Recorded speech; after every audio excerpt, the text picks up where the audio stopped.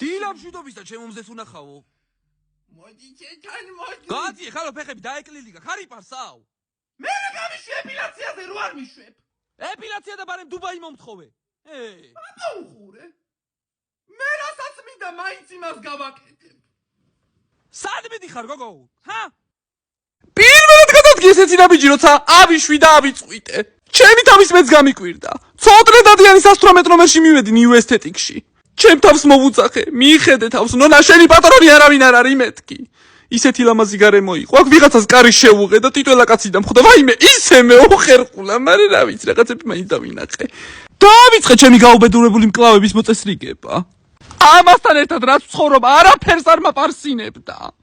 მაგრამ თან პრეტენზია ქონდა მსუსყავო. ეგ დასუსხა შმაკმა.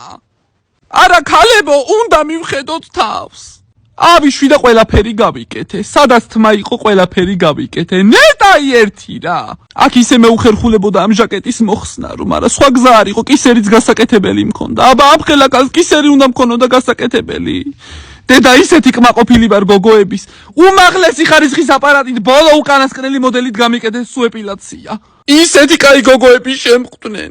რაღაცნაირად მეჩემებოდნენ და გულის დარდის მოვუყევი ბოლოს და ისე წამოვედი. ესე ცოტა ამეტინა, მაგრამ რა ვქნა. ქალებო, მივხედოთ თავს! მივხედოთ ყველამ თავს! მადლობა New Aesthetics!